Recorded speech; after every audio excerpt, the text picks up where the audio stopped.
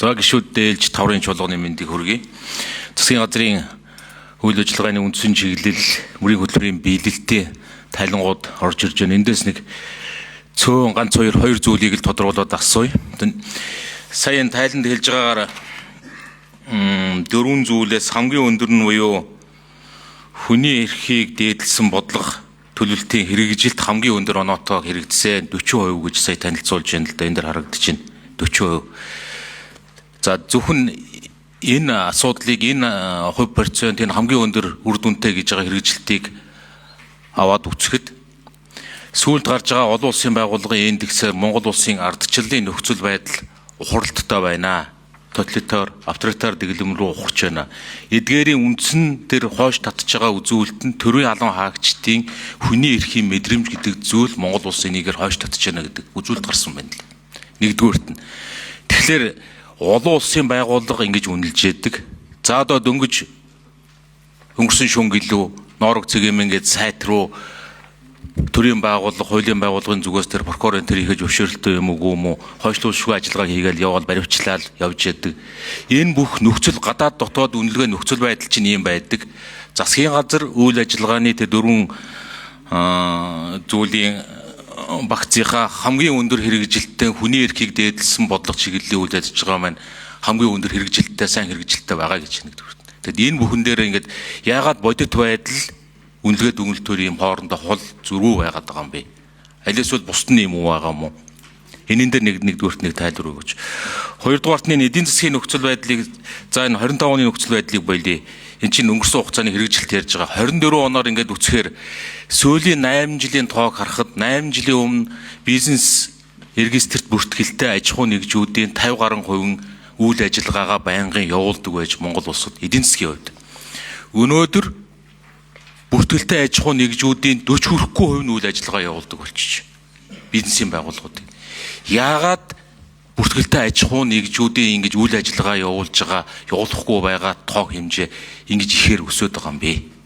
Энийний цаана ямар бодлогын үйл ажиллагааны дутмагшил байна гэж одоо дүгнэдэг. Энэ ингэ тодорхой байгаа л тоонууд. Бүртгэлтэй аж ахуй нэгжүүд үйл ажиллагаагаа явуулахгүй байгаа хувь хэмжээ нь эдийн засаг сайн байгаа, макро эдийн засгийн нөхцөл сайн байгаа гэж байгаа өнгөрсөн жилүүдэд ерөөсөө энэ хувийн хвшлийн оролцоо ингээд буураад байгаа юм болоо. Энэ засгийн газрын үйл ажиллагааны хэрэгжилт болоод өнгөрсөн 21 оноос нааш үндсэн чиглэлийн тухай ярьж байна. 24 оны мөрийн хөтөлбөрийн хэрэгжилтийн тухай ярьж байна. Тэгэхээр энэ хоёр дээр тодорхойлох хариулт. За зөвхөн асууны асуултанд хэн хариулах вэ? За Доржсон цаад.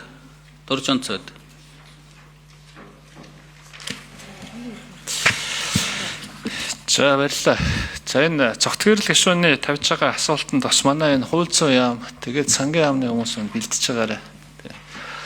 За тэгэхээр энэ нэг өнгөрсөн 4 жилийн үйл ажиллагааны гүйцэтгэлийн тайланг бол товч ингээд танилцуулсан байгаа. Тэгээд дэлгэрэнгүй нь бол манай ажлын хэсгийнхэн бол одоо тоон үзүүлэлтүүдээр нь бол гаргаад тэгээд тайлбарлах юм.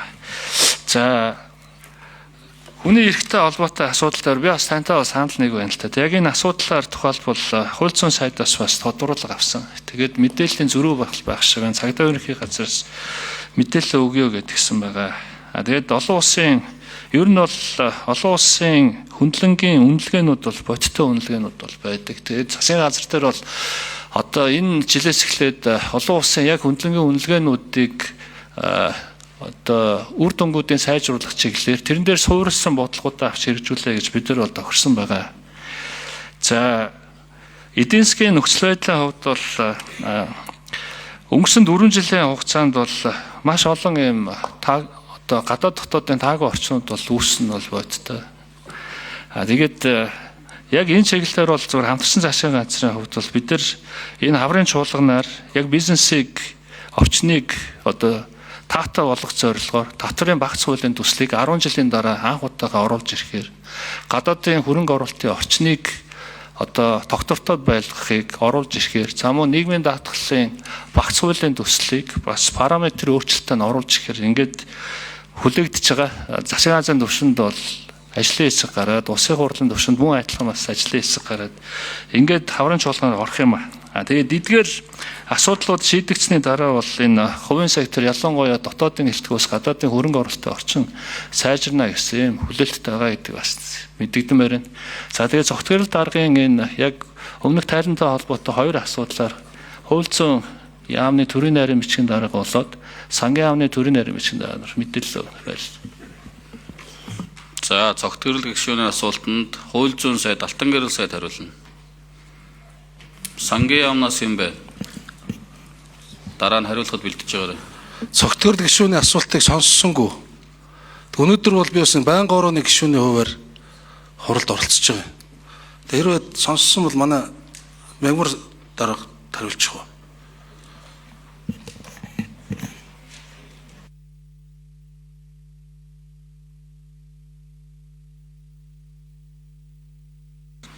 Ихтэй ажлын хэсгийн гишүүн гэж явж байгаа шүү.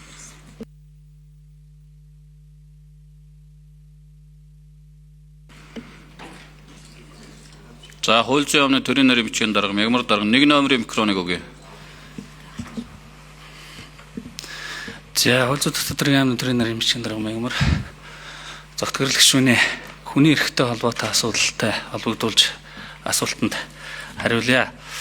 За засгийн газрын үйл ажиллагааны хөтөлбөр болон Монгол Улсыг хөгжүүлэх 5 жилийн үндсэн чиглэлийн төлөвлөгөө, Монгол Улсыг хөгжүүлэх 24 оны хөгжлийн төлөвлөгөөний гүйцэтгэл зэргээр бол хууль зүйн дотоодын яамны салбарын хүрээнд бол төлөвлөгөө гаргаж ажилласан. За энэ хүрээнд ялангуяа хүний эрхийг хангах чиглэлд бол хууль эрх зүйн орчныг сайжруулах чиглэлд бол хууль тогтоомжуудыг улсын хурлд өргөн мэдүүлж өмнөх улсын хурлууд өргөн мэдүүлсэн хууль тогтоомжууд байж байгаа. Тухайлбал эрүүгийн архины шийдвэрлэх тухай хууль, шүүх байгуулах тухай хууль, за гэр бүл хүүхдийн хэлбэр ажиллагааны тусгай шүүх байгуулах хуулиуд батлагдсан энэ. За мөн хойшлуулсгүйгээр баримтлагатай холбоотой зохицуултыг мөн бас эрүүгийн архины шийдвэрлэх тухай хуульд бол өөрчлөлтийг оруулж энэ шүүхийн зөвшөөрлгүй баримтжилдаг энэ хугацааг бол багасгаж өгөх гэх мэт хууль эрх зүйн орчныг хүний эрхийг хангах чиглэлд бол арга хэмжээ авч хуулиар батлуулсан. За мөн засгийн газрын 2024-өөс 2028 оны хөтөлбөр туссны дагуу хүний эрхийг хангах чиглэлд хуулиас авсан зохицуултуудыг хууль тусгах зорилгоор хүний эрхийг хангахтай холбоотой хууль тогтоомжийн хуулийн төслийг зарим хуулиуд оруулах хуулийн төслийг бол улсын хурлд өнгөрсөн онд өргөн мэдүүлсэн байж байна. За мөн жагсаал цуглаан ягч урмын тухай, мөн хэвлэл мэдээллийн эрх чөлөөний тухай, за мөн эрүүгийн хэрэг хянан шийдвэрлэх тухай хуульд оруулах өөрчлөлт гэх мэт 3 төрлийн багц хуулийг бол улсын хурлд өргөн мэдүүлсэн. Энэ хаврын чуулганаар бол хэлэлцүүлэх хуваарьт орно гэж ингэж. За сангийн яам төрийн нарийн бичгийн дарга Гамбат дарга 1 номерын микрофон дээр.